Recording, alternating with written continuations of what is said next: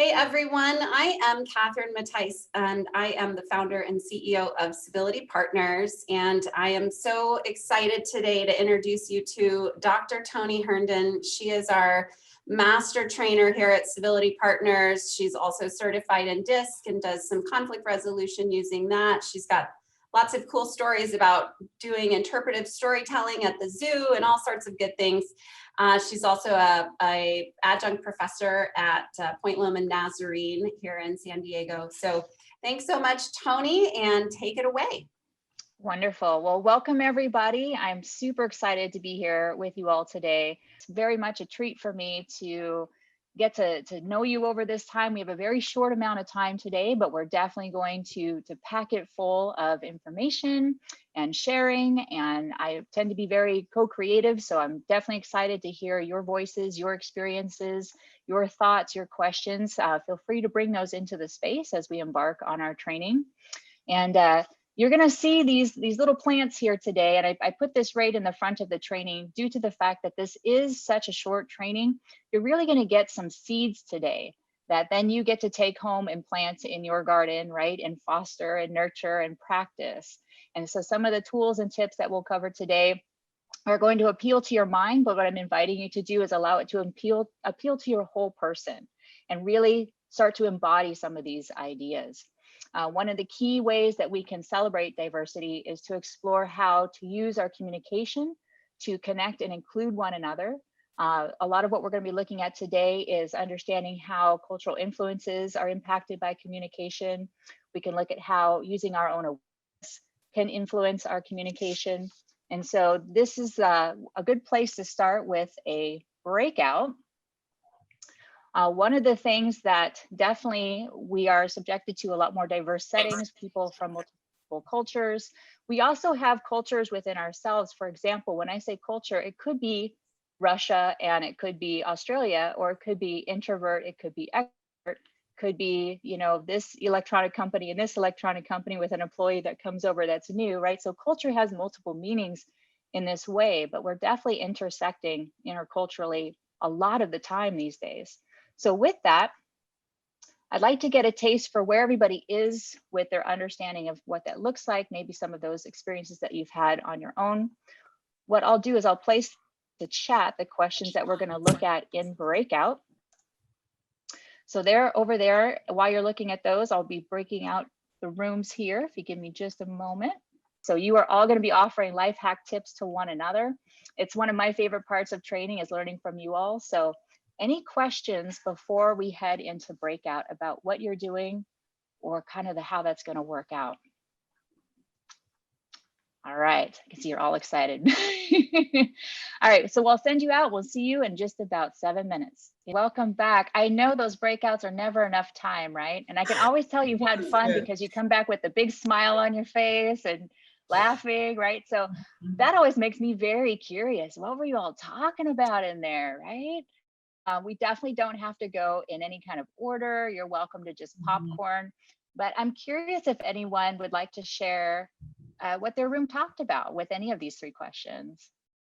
How would you, what's included in intercultural communication to be effective, for example? My response was about intercultural communication and that how important it is to have an understanding of the different cultures, their perception, their point of view, as well as a respect for the different cultures.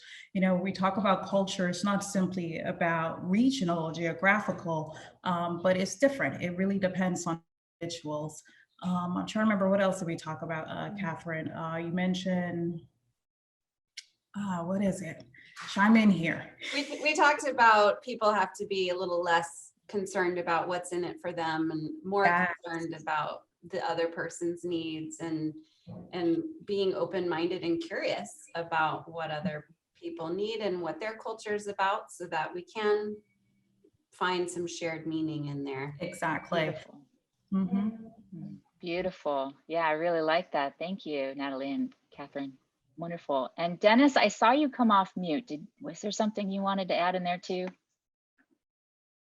I think Natalie, pretty much covered what we did talk about in our group. We focused primarily on the first question definitely recognizing the differences of people, whether it's socioeconomic, race, sex, what have you, but just knowing the people that you're actually communicating with. Rebecca was in my group. She brought up a good point, using the skill of active listening, definitely being a good active listener, because sometimes the communication, it's not always about opening your mouth and speaking, but opening your ears and really truly listening when you're communicating. So that's pretty much what I wanted to share. I love that. Thank you. This is a good reminder for me oftentimes, because I'm very extroverted and I love to talk, that I have 2 ears and 1 mouth, so I have to listen twice as much. So I always think about that. Yeah, absolutely. Any other thoughts in the space? I was in a room with Kim, and similar to what they're saying, we definitely spoke about sending and the receiving of communication, but also the importance of asking questions and then being really open to whatever it is, because the response is not likely to be the same as yours. It could be, different from what you expect. Just being open and trying your best to understand, even though, obviously the other person's perspective can be different. So Kim spoke about a regional manager she worked with and how much they appreciated her just kind of asking them about their perspective and being able to talk to her about it. So to share that also. I'm so glad you brought questions into the space. And for those who like additional resources and want to capitalize on what you just brought forward, there's a great book called Humble Inquiry by Edwin Sheen. And it talks a lot about how to ask good questions, especially for those of us who are in particular roles of authority or leadership. Sometimes there's a propensity to tell versus ask, right? And then I take that right over into how do we understand one another as human beings, whether it be culturally or just how people are experiencing their day.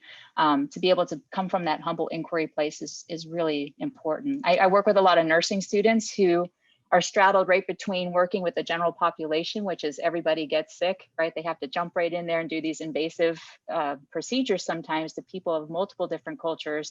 And so how do they navigate that in a way that's super respectful? And then they turn right around and they have this hierarchical structure with a doctor and then they're beneath them.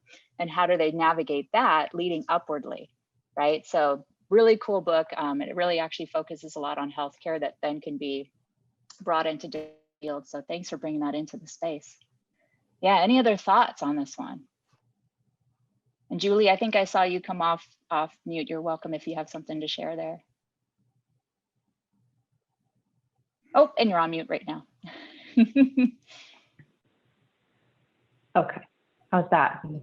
Perfect, beautiful. Okay, great. Yes, sorry, I'm working from a backup computer, so it's been fun. Poor Jessica had to deal with my tech issues.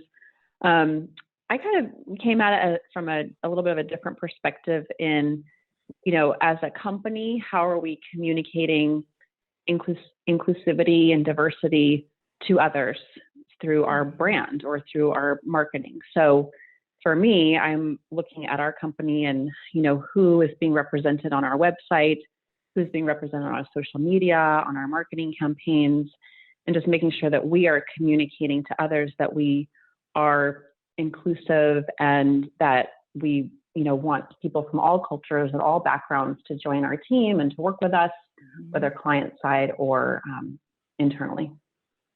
Beautiful, yeah.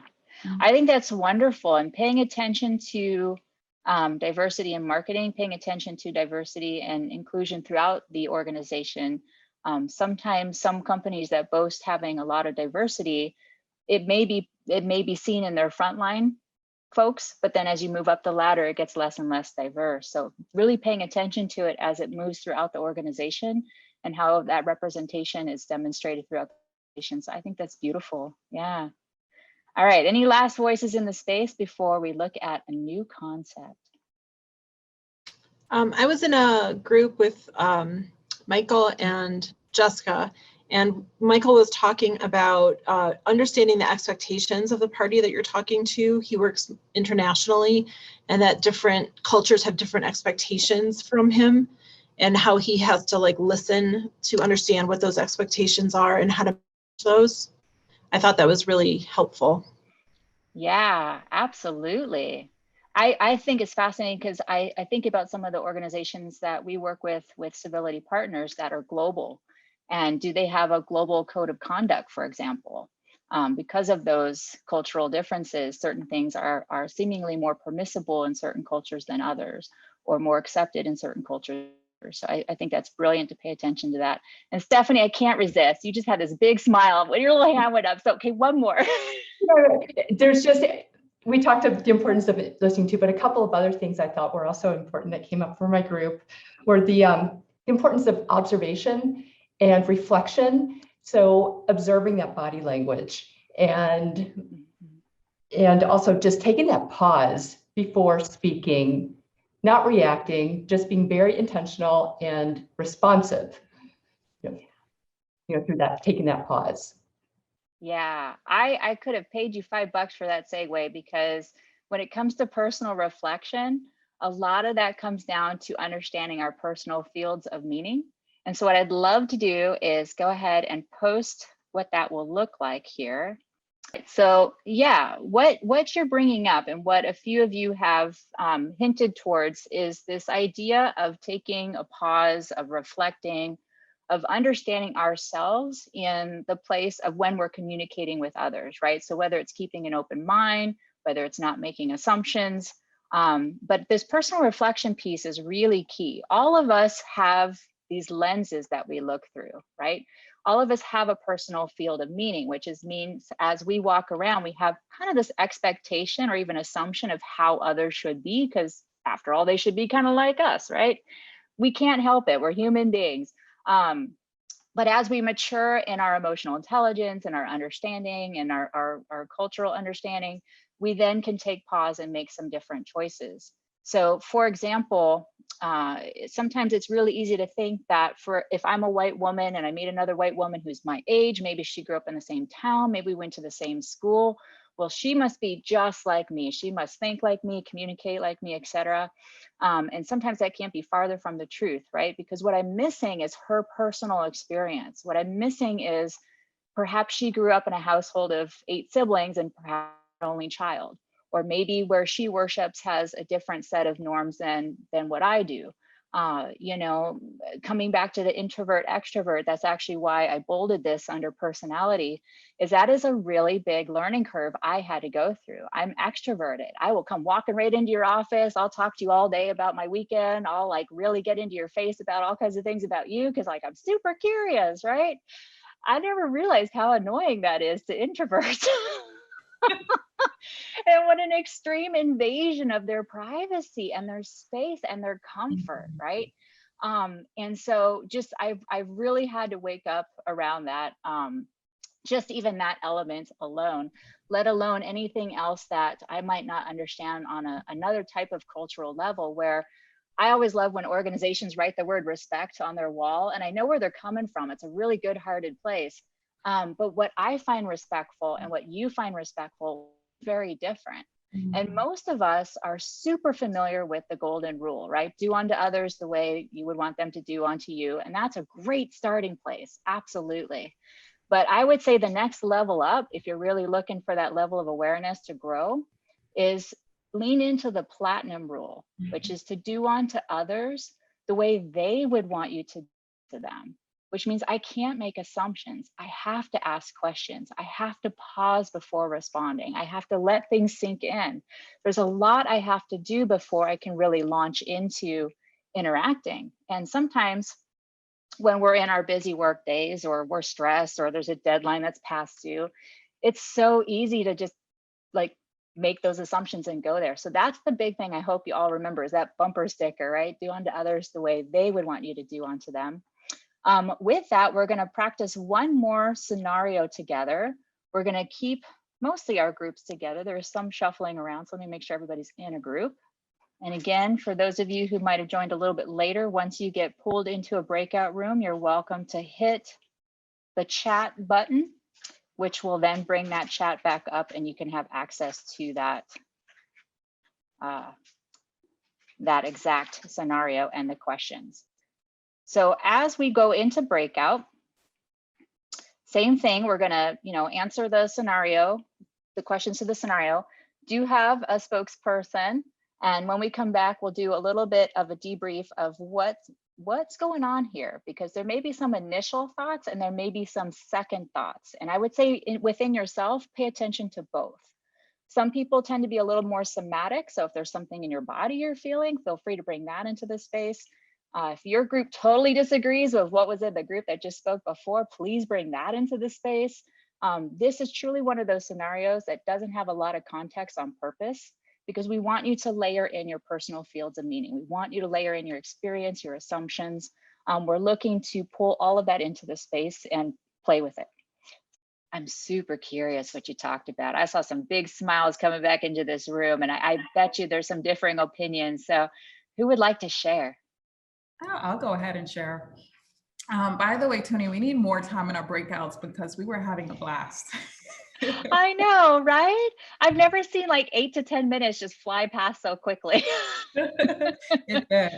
But so I think for us, we had more questions about Sam, than anything. Like, okay, why is Sam behaving this way? What is happening with Sam? And I think what influenced our thought process was also personal experience, as well as being HR professionals, where we understand that this individual may be in a different culture where this may be the norm, or perhaps this is a new employee. It was just so much like fill in the blank. Like we don't really know. So we had like a few ideas on how we would tackle the situation with Sam. One was either speaking directly with a person that Sam is close with and perhaps learning more about Sam, and then building a genuine relationship with Sam so where it can open the communication. So. Oh, I love that. I love the investment in getting to know people, because we're not all quick on the draw to share who we are, right? We don't always feel safe walking into a space to really be truly vulnerable or really truly be ourselves. I love that you brought up the idea of someone being new. I've had participants say, I am a loud person, but man, when I'm in a new employment situation, I'm quiet as a mouse for the first month. And so sometimes we don't even know who's really there yet for new folks. So I love that you brought that in. Yeah, other ideas? I'm going to jump in here and say that Anna had some great suggestions and ideas, and Mike and Anna, would you be willing to share? Yes, absolutely. Thanks, Thank Kathy. We talked about perhaps just the different styles of people. Perhaps Sam is an introvert, so she doesn't feel comfortable speaking up in a large group. Perhaps she's new to the company or her role, but she does, from the description, she does speak with her boss and another coworker. So as a leader, that person should ask Sam to share ideas prior to the meeting, and ask if she's comfortable sharing them in the meeting, or share Sam's ideas for her. And then maybe find out if something happened to Sam in a large group setting, or in this group setting, that discouraged her from being willing to participate, and just getting a better understanding of where Sam's coming from. Beautiful. Yeah, we really don't know people's past experience. We don't know if they were shut down at another place of employment. We don't know if the last 3 meetings that they tried to speak up, they were shut down. And we sometimes don't know that part. I don't even know what it took for you to be here for this training today, right? All the effort or sacrifices or rearrangements, or, can you please watch the kids? Or I have no idea. And to slow down and really inquire is a beautiful thing. Absolutely. And I think I saw one more hand up as well. Yeah, go for it. There you go. And Willie, we'll get to you too. Okay. Irina, did you have a question or a comment? Yeah, go ahead. Oh, sorry. So we talked about being introverted and extroverted as well, but even for those who are extroverted, speaking on Zoom is kind of a form of public speaking now. So that's a little more challenging, no matter what your personality type is. Yeah, I love that. And it's interesting because we don't usually look at ourselves in meetings, right? So if I sit here like this, I don't even know I look like that in a meeting. But when I see you all seeing me and I see myself, I'm like, right? That can be exhausting, especially if it's not our norm. So I love that you brought that up. All right, and Willie, yes. Hi, Chad and Joseph and I had a great conversation around our initial reactions, which were all of the, the introvert and social anxiety and discomfort. But I think I was drawn more to the second question, where it asks, what values and beliefs do you possess that influence your perception? And I think I brought a perception to the table in that currently I'm working with a bunch of people on personality assessments and working with a DISC profile.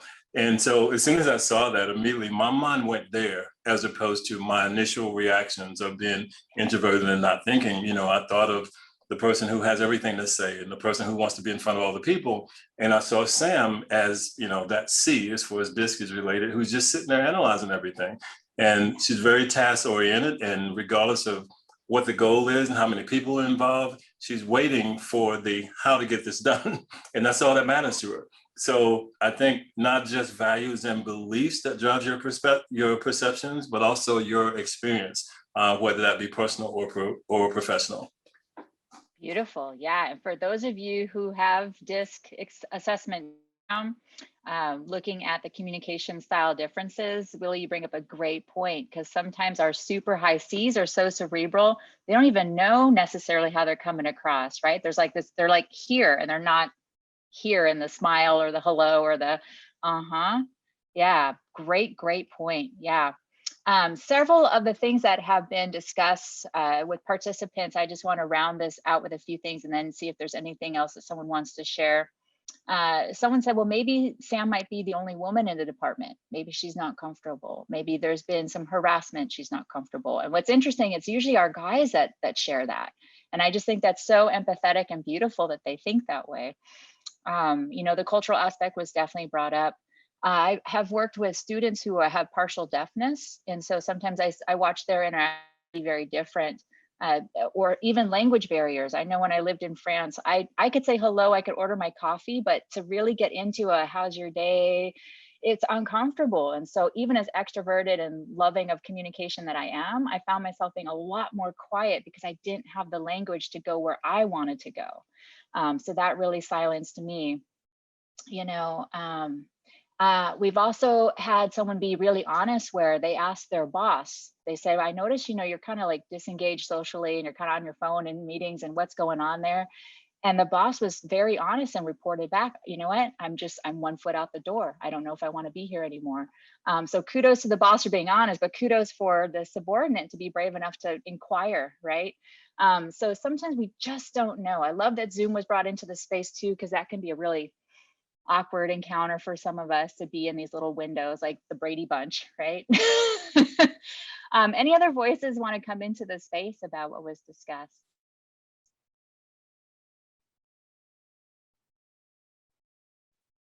All right, I just love to give space just in case.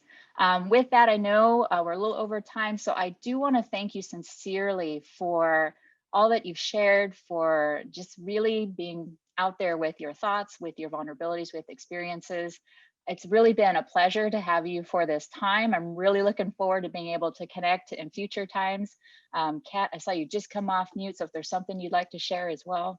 Yeah, I just wanted to say thank you. I see lots of familiar faces, so thanks for supporting Civility Partners and our need to record a demo. And I was so excited to show off Toni. So I'm glad we got to be here together today. And of course, if you're interested in training, shoot us an email at info@civilitypartners.com. Again, info@civilitypartners.com. So thank you again for this little window into training with Toni.